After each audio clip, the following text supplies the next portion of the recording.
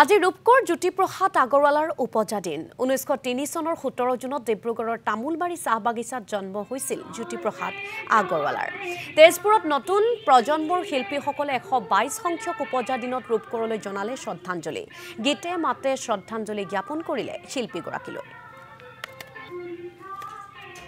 হয় ৰূপকৰ জ্যোতিপ্ৰসাদ আগৰৱালাৰ আজি জন্মদিন আৰু বিশেষভাৱে 1903 চনৰ 17 দিনটোতে সুন্দৰৰ পূজাৰীগৰাকীয়ে যি জন্ম লাভ কৰিছিল আৰু তাৰ পিছতে সুদীৰ্ঘকাল অসমৰ সংস্কৃতিৰ অন্যতম পুৰুধা ত্ৰিমূৰ্তিৰ লগতে ৰূপকৰ জ্যোতিপ্ৰসাদ আগৰৱালা নটসূৰ্য ফণী শৰ্মা আৰু কলাগুৰু বিষ্ণুপ্ৰসাদ ৰাভাৰ যি ত্ৰিমূৰ্তি তেজপুৰ সাহিত্য সভা ভৱনত আছে সেই ত্ৰিমূৰ্তিত ইতিমধ্যে শ্ৰদ্ধাঞ্জলি অনুষ্ঠানেৰে সেই অনুষ্ঠান আৰম্ভ হৈছে দিনজোৰা কাৰ্যসূচীৰে আজি বিভিন্ন অনুষ্ঠান প্ৰতিষ্ঠানে তেজপুৰত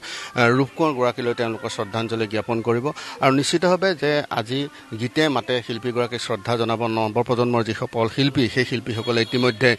ৰূপকোঁৱৰৰ যি গীতৰ আধাৰত তেওঁলোকে নৃত্য প্ৰদৰ্শন কৰিছে আৰু আমাৰ লগত জ্যেষ্ঠ শিল্পী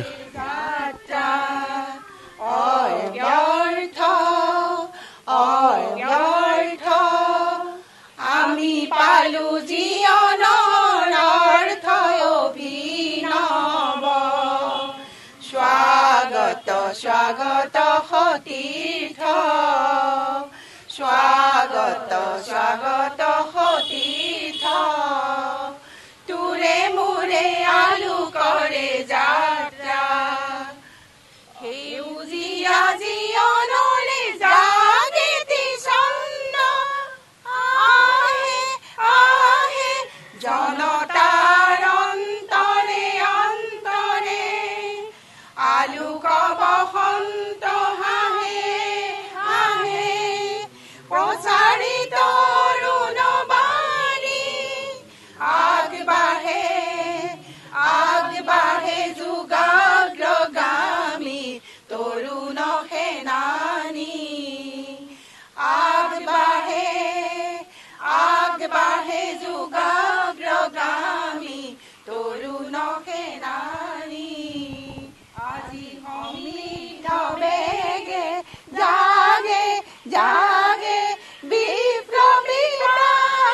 মুখৰিত দিশে দিশে অগণিৰ গান মুখৰিত দিশে দিশে অগণিৰ গান তোৰে মোৰে আলোকৰে যাত্ৰা অৰ্গৰ্থ অৰ্গৰ্থ আমি পালো জীৱনৰ অৰ্থ অভিনৱ স্বাগত স্বাগত সতীৰ্থ স্বাগত স্বাগত সতীৰ্থ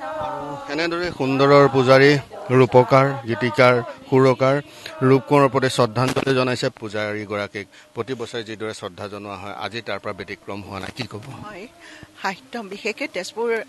সাহিত্য সভাই আজিৰ দিনটো বিশেষভাৱে পালন কৰে আৰু আমি বহু বছৰৰ পৰা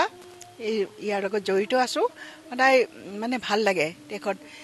ৰূপকৰ জ্যোতিপ্ৰসাদ আগৰৱালাৰ ইয়াতে ঘৰ আমি ভাবোঁ তেখেতক সদৌ গোটেই অসমতেই তেওঁক আজি স্মৰণ কৰে তথাপিও তেজপুৰৰ এটা বিশেষত্ব আছে তেখেতৰ পৰিয়ালৰ মানুহ ইয়াত আছে তেখেতৰ পৰিয়ালৰ মানুহে আজি তেখেতৰ ওপৰত গ্ৰন্থ উন্মোচন কৰিছে গীতে মাতে তেজপুৰ সাহিত্য সভাৰ আজি এই অনুষ্ঠানটো